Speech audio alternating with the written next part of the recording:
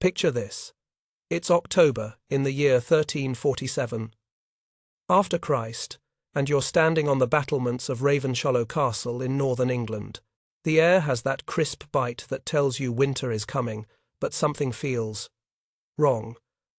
The harvest should be safely stored away by now. The granaries should be bursting with wheat and barley. The root cellars should be packed with turnips and onions that will see 400 souls through the long, dark months ahead. But they're not.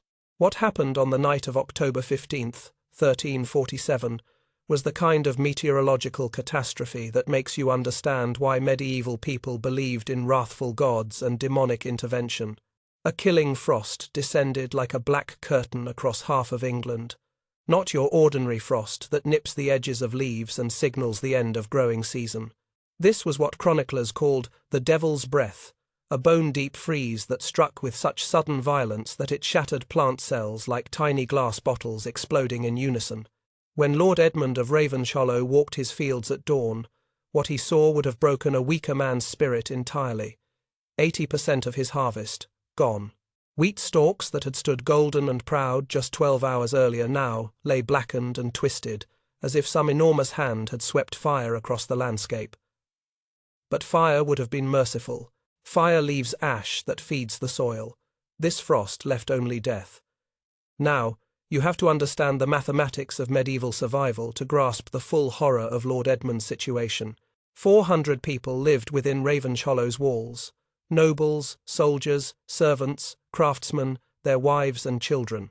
In a normal year, his lands could support them all through winter with food to spare.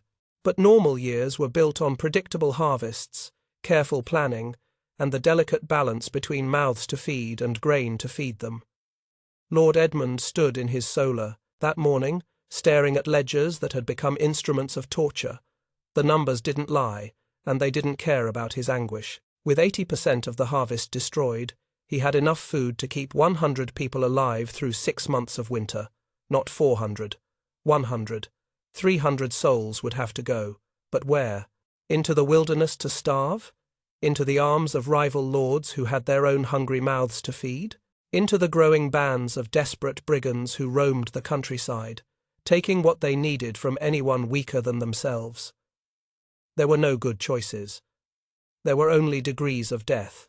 Deep in the castle's great kitchen, 17-year-old Thomas worked beside Master Cook Roland, grinding precious wheat into flour with the methodical rhythm of someone who understood that every grain mattered now. The kitchen, normally a place of warmth and abundance, had taken on the atmosphere of a miser's counting house. Every ingredient was weighed twice, every scrap saved, every bone cleaned of every fragment of meat. Thomas had been apprenticed to Master Roland for 3 years, long enough to know the difference between cooking for plenty and cooking for survival. But as he worked the grinding stone, his mind kept drifting to stories his grandmother had whispered to him as a child. Stories about the